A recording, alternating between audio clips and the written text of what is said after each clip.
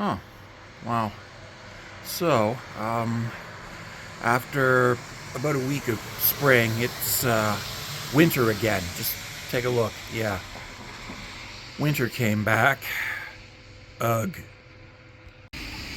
Yeah, so as I was saying, winter does appear to have returned, and, well, I'm not overly pleased about it.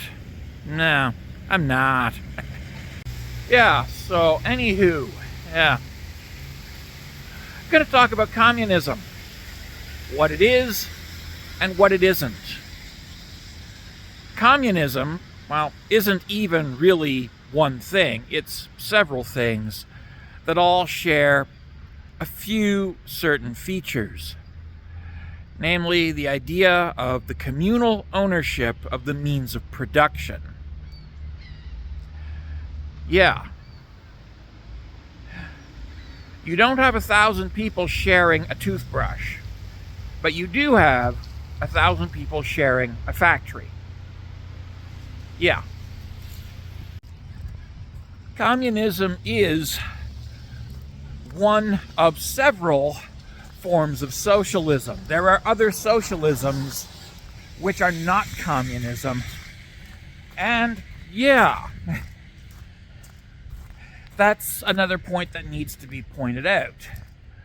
Kind of like how all Toyota Corollas are cars, but not all cars are Toyota Corollas.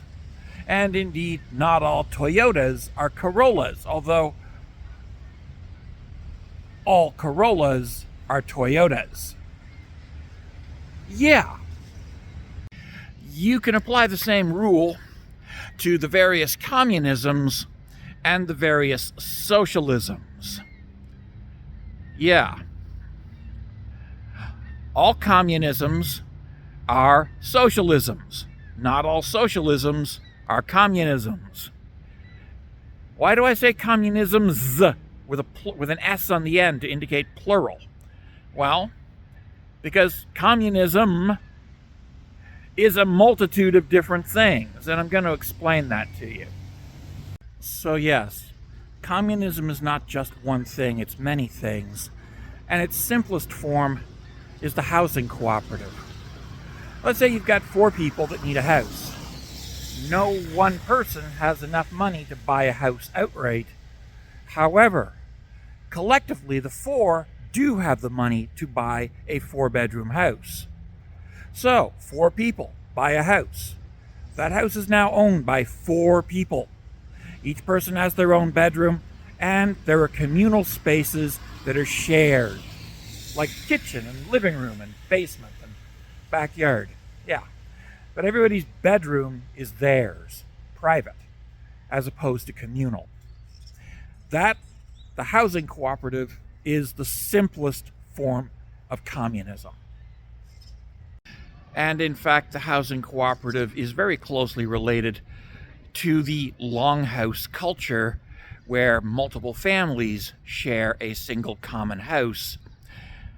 And that was a very important part of human civilization for thousands of years. The multi-family house, the longhouse, that was communism. Yeah, so another form of communism is monastic communism. And this was actually practiced, and still is practiced, by Christians in monasteries.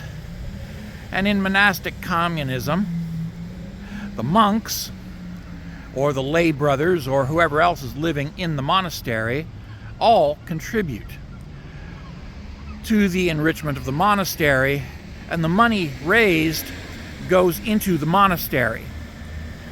No one person owns the means of production. Instead, it's collectively owned by all the monks.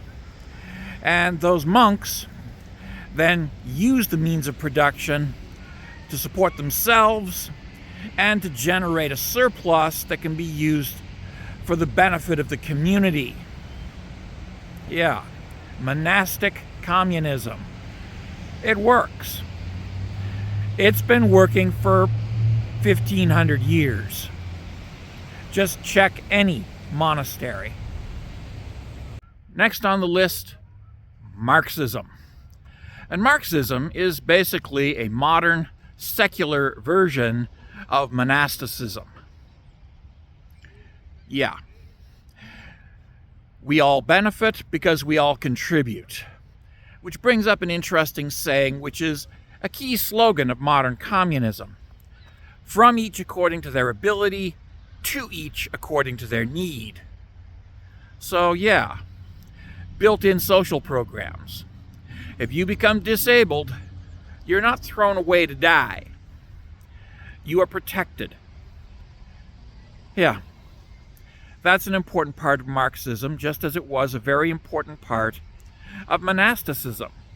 A crippled monk who can no longer work is not kicked out and left to beg in the streets.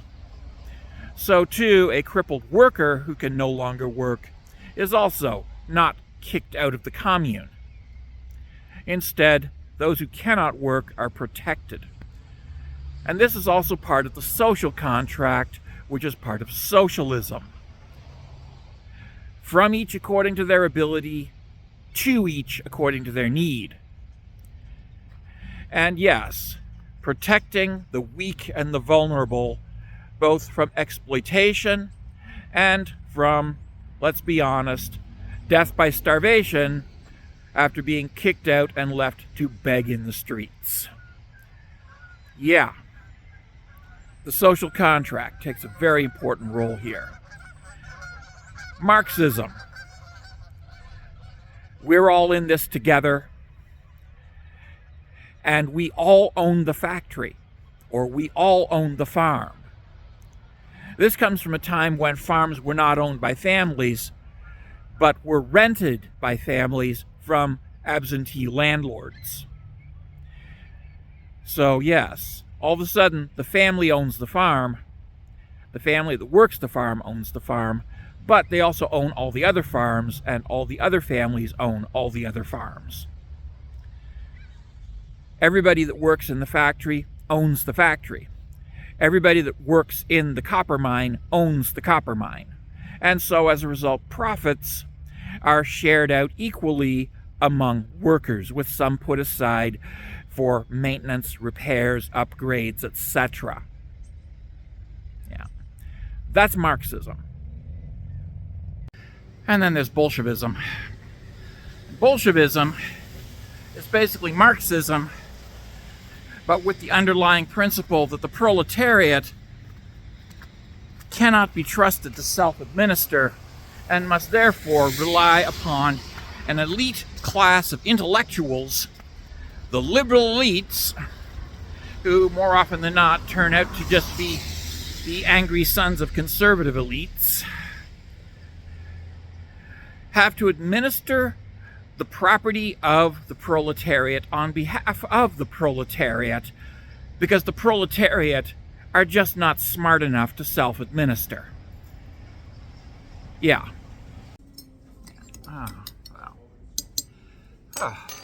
Well.